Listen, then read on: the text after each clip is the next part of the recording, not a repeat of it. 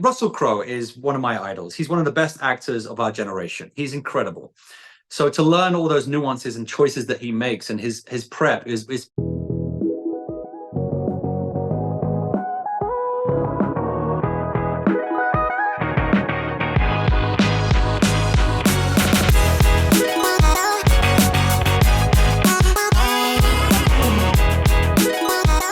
How are you, Rick?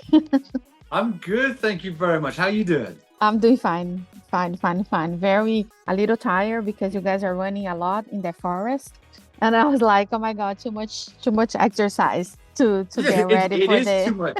It is too much. Like I came back from filming fitter than when I went.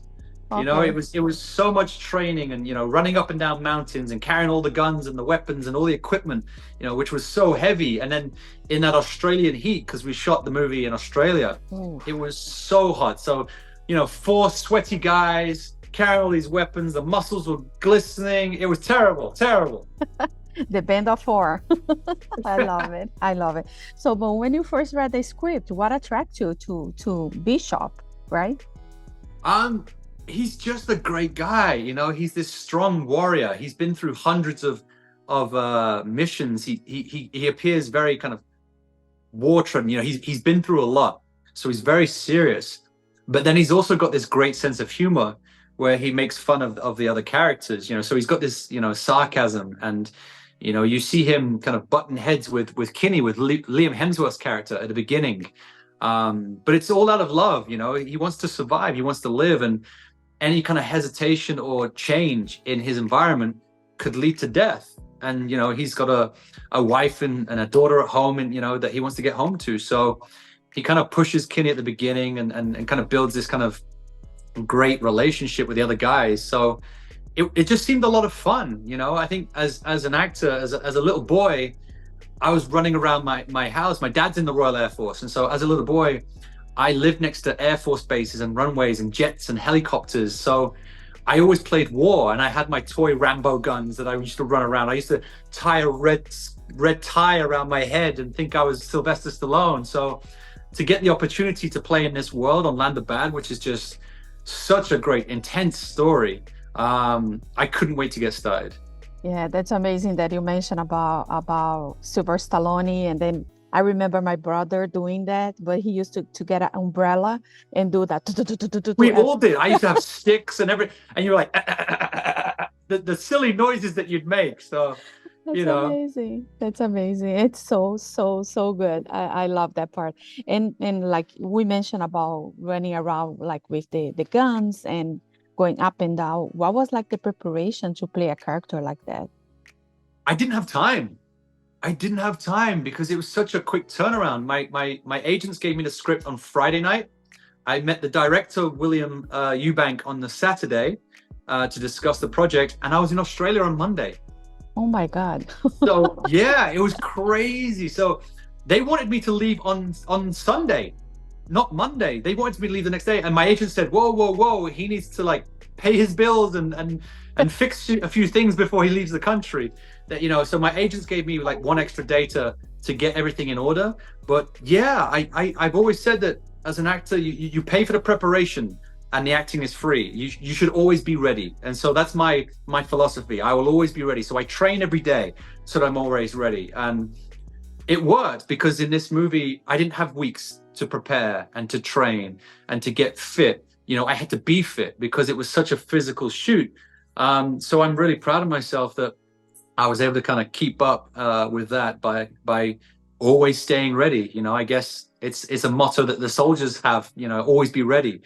And I was, thankfully, for this one. No, that's amazing. No, in like eh, you need to be ready for. You never know what character you're gonna have next. Can be like someone very weak, but can be someone very strong, like you. Exactly. Well, when I shot American Gods, I had to put 40 pounds on because Shadow Moon was such a big guy, and so luckily I had 2 months to train and put 40 pounds of weight on, and then I'm actually supposed to be shooting the movie right now, and I had to lose 20 pounds for it. Look at that. And I lost 20 pounds over Thanksgiving, Christmas, and New Year's, which was my birthday, and I lost 20 pounds Oh my during the God. holidays. No carbs, Congratulations. no chocolate on Christmas morning. I was gutted. I was devastated. And then the movie gets pushed to September. I can't So I believe didn't even need I to do cannot it. believe it. I cannot I was believe it. so angry. I was so gutted. I But know. yeah, luckily, you just got to be in shape and be ready for it. So luckily enough, not too much training for Landabad. Yeah, so how was like work with the director? Because you mentioned about American Gods, is like it's a different type of set, and this one it was more quickly. What was like work with a director that like from this feature? You know what I mean? Like must be different.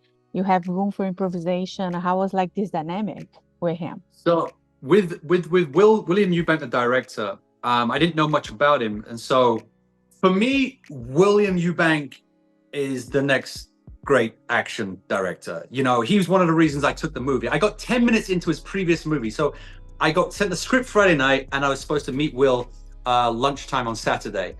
Saturday morning, I watched his previous movie, Underwater, with Kristen Stewart, and I just thought, 10 minutes in, I turned it off. I was done. I was like, that's all I need to see. He's incredible. His eye is amazing. He made this dark under the ocean movie vivid and epic and so surreal. I just thought, what can he do with explosions and bullets and guns and helicopters and planes and the jungle, the greens? And he did not disappoint. He was incredible. He was so good. I got genuinely excited to work with him. And he's such a great guy. He gets so excited by this. And so for me, he elevates this movie to another level with his visual genius. He really is the next J.J. Abrams, the next Michael Bay with regards to the action and the huge. He ended up blowing up half the. It looked like he blew up half of Australia. It was so epic. It's so intense. And I'm just a huge fan that I thought, let's get on the first run of that ladder while he's still he's still before he's too big to work with me, because that's where he's going. He's going that way. He's such an incredible guy, such an incredible, director that I think fans are going to start watching all of his work because he really put together, something really great. Yeah, I hope so too. No, and also the cast is amazing. Aside from you, we have Milo, you have Liam, Luke, Russell Crowe. Oh my God, everybody! Like it's so good. Amazing. How is like this dynamic on set, especially with the band of fours? You guys. It was incredible. Like literally to work, alongside those guys. Like Russell Crowe is one of my idols. He's one of the best actors of our generation. He's incredible. So to learn all those nuances and choices that he makes and his prep is a great, for a young actor, it's a great education for me. Then to work with Milo Ventimiglia, who I've known for years, maybe 6-7 years, maybe longer. He's a great guy. He's forgotten more work than I'm ever going to do. I used to watch him when I was little, when he was in like Heroes and stuff, Gilmore Girls. He's done so much. But to know Milo is to love him. And he's a wonderful human being. You couldn't meet a more wonderful, warm-hearted, lovely guy. So I've always wanted to work with him. And to get the opportunity to kind of do that on such a fun, exciting role like this in Landabad, it was just perfect. And then you put that together with the royal family of Australia in Luke Hemsworth and Liam Hemsworth. Who better to show you Australia than the Hemsworths? They're incredible guys. Luke is probably one of the funniest guys I've ever met. He's crazy, barking mad. He's an encyclopedia of film quotes. He can quote any movie, any dialogue, any character, and in their voice. He's so good. And then Liam is just pure heart and soul. Like I've not met such a beautiful human, like literally beautiful. I can't look him in the eyes. His beautiful blue eyes are just too much. He's so handsome, but he's such a good guy. He's so good. Like he opened up to me, I opened up to him, and we bonded straight away. I literally just texted him, yesterday, I believe, about Witcher that he's shooting over in London. I said, I'm moving in, I'm coming to stay with you. Because he's just that guy. He's just a lovely guy, and I wish them all just the best. And I can't wait to see them again and work with them all again. It really was a great cast.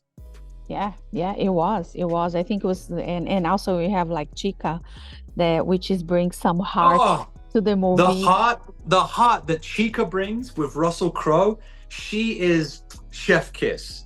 It's this beautiful kind of like almost like a father-daughter dynamic in the Yeah, movie. And when the movie is so intense and epic and this kind of roller coaster of intensity and action and chaos, there's a great kind of balance that comes with Chica and Russell and the warmth that they bring, and the comedy that they bring. Her comedic timing with Russell Crowe is so great and so needed as like a recharge and a chance to catch your breath from all the other action.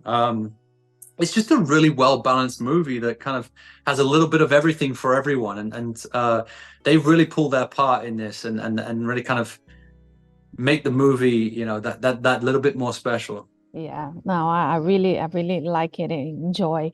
And aside from this project, are you already working something else? Can you talk about any projects that you're gonna have for 2024 or not? I've I am. I've got a couple of projects that I can't talk about. One will be coming out at the end of this year, and another one, it's going to take a couple of years to come to screen. But then there's three more action movies. I think I've after Land of Bad, I think I've fallen into my genre now.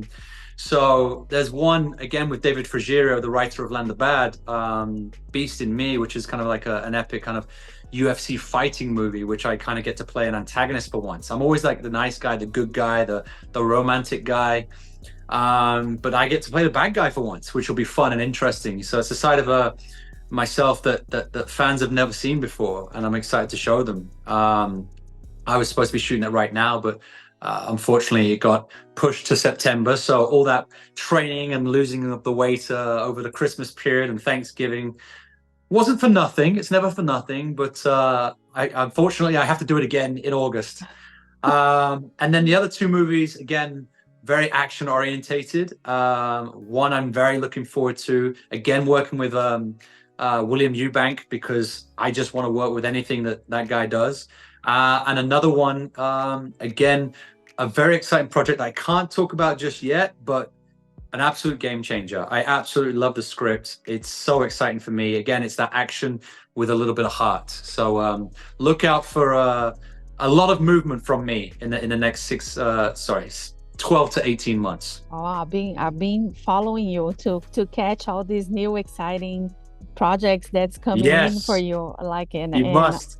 yeah, of course. And aside to like from action, is there any genre that you'd like to do that you didn't do? Always. I love romance. I love romantic comedies. I always get cast as the stoic American, and obviously I'm British and crazy. So I would love to do something funny. I love romantic comedies. I miss the old romantic comedies, Yeah, the me How to Lose too. a Guy in 10 Days. I miss The Proposal. So I miss Sandra Bullock. And for me, Sandra Bullock and Julia Roberts were the best at romantic comedies. They were fantastic. So, Kate Hudson with Matthew McConaughey, kind of all those old ones, that How to Lose a Guy in 10 Days, it's one of my favorite movies. So I would love to kind of find a wonderful young lady to kind of play goofy next to and kind of have fun, because I love to build romances and chemistry and dynamics, but I'm also not scared to look stupid, and to make fun of myself. I think when you have the intensity of a movie like Land of Bad, sometimes it's nice to kind of have that relaxing Yeah. atmosphere of a romantic comedy. I got a touch of that in Napoli Ever After with Sanaa Lathan that I shot for Netflix. And you just get to relax a little bit more. You can have a little bit more fun. You can kind of improvise and goof around a little bit more. So, yeah, I think if there's a different genre I'd like to kind of dip my toes into more, it's definitely romantic comedy. Yeah, I hope they're bringing back some of them. We have like some movies that is coming out lately that it is romancy, and then you have a little bit of comedy, because I miss that. I know what you're talking about. I grew up watching those movies, and it was super fun. I love that. I love that. And for us to wrap it up, if Bishop has to describe to me Land of Bad, what he would say to me, your character. If Bishop was going to Yeah, describe Land of Bad, yeah. he'd just be like, it's badass, bro. Bishop, the thing is, Bishop's a man of very few words. He doesn't like to speak much, apart from when he's delivering epic monologues in the middle of war zones. But if Bishop was going to describe this, it's a non-stop action thriller roller coaster, full of heart, love, and brotherhood. It's not to be missed. If you can watch it at home, it's a joy, it's a gift, it's a great watch. It's the best action of 2024 already. And I know what's coming out at the rest of the year. I don't even care. This is the best action movie you will see. But yeah, it's so much fun, and you just can't miss out. You have to see this in theaters. You need to see it on the big screen. You need to hear the score. The music is perfect. The sound is perfect. The visuals is incredible, and you've got great characters written by David Fruggerio. So don't miss this action-packed thrill ride, and the love story between Liam and myself. You know, Bishop and Kinney.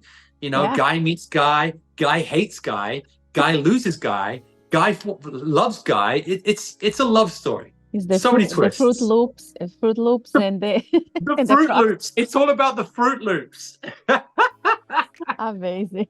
Rick, I just want to thank you so much for your time. A pleasure to meet you and a lot of success. I hope we can meet once in person. Thank you so much. Gracias. Thank you very much. Tchau, tchau. Gracias. Ciao.